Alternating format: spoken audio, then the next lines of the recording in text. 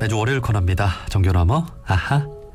종교의 우를 넘어 이웃 종교와 화합하고 협력하는 분들을 초대해서 이야기 나눠보는 시간인데요.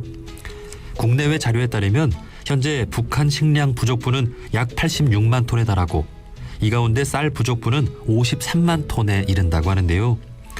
이에 지난 19일 종교 시민사회단체 10여 곳이 함께 한반도 기후위기를 극복하는 평화의 쌀 나누기 추진위원회를 발족하고 분단 현실을 쌀 나눔을 통해 극복해 나가자고 다짐했습니다. 자, 오늘은 평화의 쌀 나누기 추진위원회에 함께하고 있는 한국 YMCA 김경민 사무총장님과 말씀 나눠보도록 하겠습니다. 사무총장님 안녕하세요. 예, 안녕하십니까. 예, 반갑습니다. 자, 예. 지난 19일이었죠. 한반도 기후위기를 극복하는 평화의 쌀 나누기 추진위원회가 발족이 됐는데요. 이에 대해 자세히 소개를 좀 해주시죠. 예, 한반도 기후위기는 남북이 함께 공유하는 문제죠. 작년에 남한에서도 굉장히 많은 이렇게 기후 피해가 있었지만 북측에서는 특별히 이렇게 8월 달에 태풍이 4번이나 한 달 만에 겹쳐지면서 식량 생산이 굉장히 줄어들었습니다. 예. 지금 이렇게 세계 식량기구나 여러 이렇게 보고서에 의하면 최소한 89억 톤의 곡물이 현재 부족한 상태가 된 가장 결정적인 원인이 기후 위기로 인해서 생긴 피해다라고 생각해서 기후 위기 때문에 생긴 문제를 남북이 서로 이렇게 형제로서 평화의 쌀을 나눔으로써 서로 치유하자 이런 뜻으로 제안을 한 거고요. 네. 아무래도 이제 기후위기는 특별히 그 파리 기후협정이 2015년도에 만들어졌는데 이 파리 기후협정에도 그 기후 피해국에 대해서 주변 국가와 국제사회가 반드시 의무적으로 그 기후 피해국을 도와야 한다는 조항이 6조, 7조, 8조에 중복적으로 나와 있습니다. 네. 그래서 그런 이렇게 국제사회의 이렇게 그 기준과 또 이렇게 북한의 현재의 어려운 그 식량 사정을 놓고 식량은 89억 톤 정도가 모자라는데 네. 그 중에서 특별히 쌀이 54만 5천 톤이 모자라기 때문에 이 모자라는 부족한 그 쌀을 저희들이 이렇게 곡물 시장에서 구매해서 그 북측에 보내자는 운동이고요. 특별히 이번 추석 전까지 10만 톤을 그 구해서 북측으로 보내자라는 구체적인 제안까지를 전개하고 있습니다. 네. 저희가 많은 질문들을 준비했는데 한 번에 너무 많은 그 답을 해주셔가지고 예, 아이고, 하나하나 다시 한번 좀 여쭤보겠습니다. 예. 자, 이 쌀 나누기 추진위원회의 이름이 왜 한반도 기후위기를 극복하는 쌀 나누기 추진위원회인가? 그 이름을 의아해했는데 지금 우리 모두가 겪고 있는 이 기후위기를 함께 극복해 보자라는 의미에서 이 쌀 나누기 그렇습니다. 추진위원회의 이름을 한반도 기후위기를 극복하는 쌀 나누기 추진위원회라는 이름으로 붙였고요. 예. 또 여기에 함께하고 있는 단체들이 10여 곳인데 개신교나 남북교류 단체들이 함께하고 있는 것 같습니다. 참여 단체들도 소개를 좀 해주시죠. 예, 참여 단체는요. 한국기독교교회협의회, 그다음 YMCA, YWCA 연합회, 그리고 민화협, 자전거 국민운동본부, 그리고 결의 하나 등의 단체가 이제 참여를 하고 있습니다. 참여 단체들은 특별히 그 평화통일운동에도 관심을 가지고 있는데 이번 같은 경우는 북측에서 이렇게 아무래도 식량 때문에 굉장히 큰 어려움을 겪고 있다라는 것을 알고 또 코로나 국면에서 특히 북측에서는 국경이 봉쇄되고 있고 그래서 이렇게 식량을 지원하겠다는 우리 정부의 요청에도 조금 이렇게 거부한 적이 있고 중국의 요청에도 또 거부한 적이 있지만 그럼에도 불구하고 좀 이렇게 미니 시민 운동의 차원에서 전개하는 쌀 보내기 모금 운동에 대해서는 국경을 열어줄 것이라고 기대하면서 네. 그러면서 이게 전개하고 있습니다. 예. 그 북한의 쌀 부족분에 대해서도 앞서 언급을 해주셨는데 과거에는 그 참 힘든 시기를 저희가 많이 들었잖아요. 북한이 어렵다. 근데 이제 지금도 식량이 없어서 좀 굶고 있는 분들이 많은 거예요? 식량이 굉장히 부족하다라는 것은 저희들이 여러 경로를 통해서 듣고 있고 또 북한 당국에서도 김정은 총비서가 이렇게 식량 부분에 대해서 여러 번 반복해서 이렇게 강조하면서 농업 생산을 이렇게 활성화, 극대화해야 된다라는 이야기도 보도를 통해서 저희들이 보고 있지 않습니까? 네. 또 특별히 보면은 이번에 북한에서 SDGs라고 지속가능개발 목표 보고서를 유엔에 제출했는데 거기에서도 이게 식량과 관련된 언급이 이렇게 있어서 지금 이게 북한이 대북 제재가 강화되는 이후에 활로를 관광산업을 중심으로 한 자립경제에서 찾으려고 하다가 다시 중심이 농업 부분으로 강조점이 빠른 속도로 이동하고 있는 점은 북한의 식량 문제가 대단히 심각하다라는 예측을 저희들이 할 수밖에 없는 그런 상황이고 또 이렇게 다양한 보고서에서도 굉장히 부족하다라는 객관적 수치가 유엔 식량 계획 등 여러 곳에서 나오기 때문에 북한이 지금 식량 문제로 굉장히 어려움을 겪고 있다라는 것은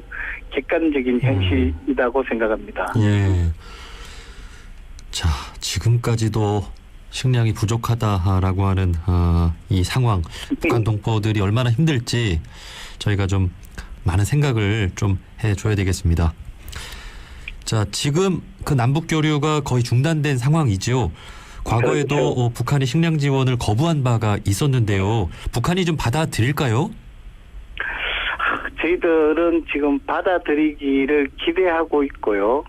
그 다음에 한국도 지금 비축미가 부족하기 때문에 저희들이 모금을 통해 가지고 중국에서 쌀을 매입해서 북한으로 보내는 이런 과정을 계획하고 있는데 뭐 자세히는 말씀드리기 곤란하지만 쌀 보내기 운동에 대한 추진위원회 발표과 관련한 기자회견을 할 당시까지는 받지 않는다는 신호는 없었습니다.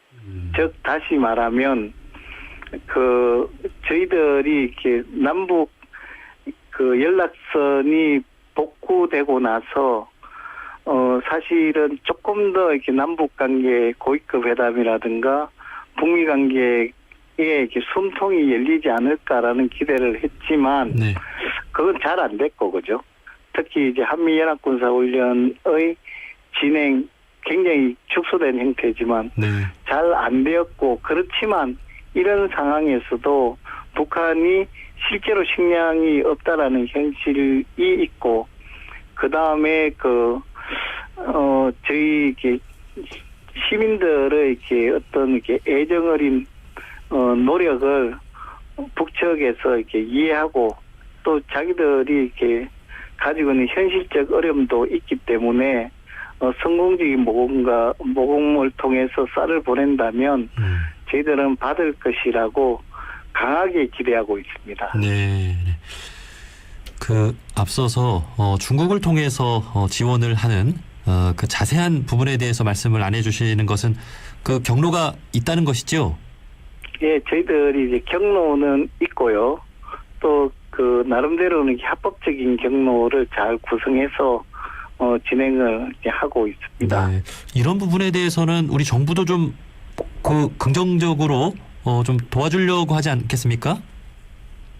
정부도 이렇게 깊은 관심을 보여주고 있고요. 정부도 남북 관계가 이제 조금 더 이게 풀려서 남북 간의 긴장도 완화되고 대화도 다시 시작하면서 한반도 평화 프로세스를 이렇게 그 긍정적으로 결산할 수 있기를 바라고 있다라고 생각을 하고, 그런 차원에서는 상당히 적극적인 관심을 이렇게 보여주고 있다고 저희들은 느끼고 있습니다. 네. 자, 이제 추석 명절이 얼마 남지 않았습니다. 우리 민족의 대명절이죠. 함께 한 해 동안 수확한 것을 나누어 먹는 이 추석인데요. 북한에서도 추석을 보내고 있지 않겠습니까? 그렇죠. 예, 이 추석 전에 계획한 일 좀 잘 이루어졌으면 좋겠습니다. 그 평화라는 말이 이 쌀을 나누어 먹는다라는 그 의미가 들어있더라고요. 그렇죠. 예. 자, 여기 앞으로 더 많은 종교들 그리고 시민 단체들이 함께하면 좋을 텐데요. 좀 어떻습니까? 예, 저희들은 지금 좀 더 많은 단체와 또 특별히 또 지방자치단체들도 이렇게 참여가 가능하지 않습니까? 네. 그래서 그런 이렇게 시민사회와 지방자치단체와 이런 곳이 다 이렇게 잘 이렇게 노력을 해서 실제로 보면은 10만 톤이 약 600억 가까이 되는 금액입니다. 그래서 이렇게 이 금액이 잘 모아져서 그 북한의 주민들도 따뜻한 그 배부르지는 않겠지만 그래도 굶지 않는 한가위를 이렇게 누렸으면 좋겠다 이런 생각을 합니다. 네.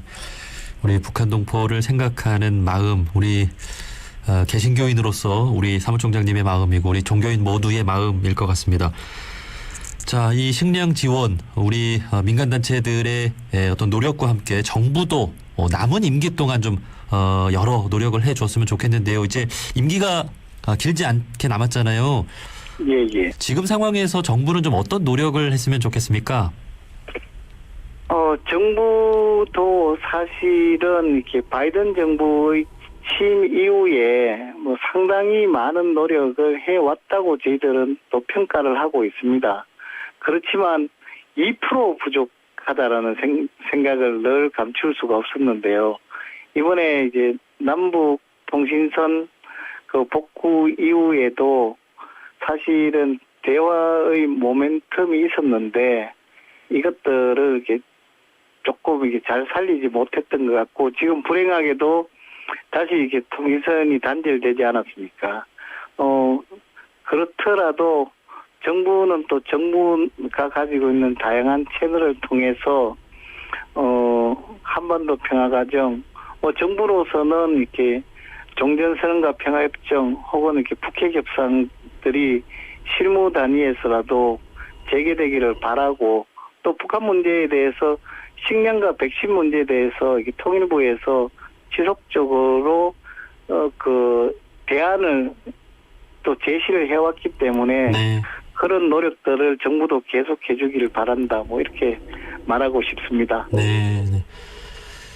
지금 보면은 우리 정부도 여러 가지 노력을 좀 하고 있는 것 같습니다.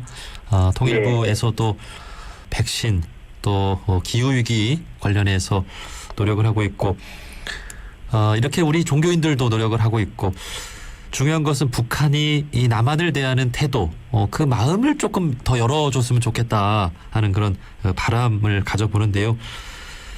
네, 앞으로 남은 시간 동안 좋은 소식 들려오기를 바라면서, 자, 마지막으로 우리 종교인분들이나 일반 시민들께도 당부하고 싶은 말씀 있으면 마지막으로 한 말씀 해주시죠. 예, 우리 한국 사회에 일단 그 종교인 평화회의에서 8월 13일 날 똑같이 7분의 수장님들이 그 북한에 대한 인도적 지원과 쌀 나누기를 하자라는 제안을 하셨고요. 성명서의 형태로.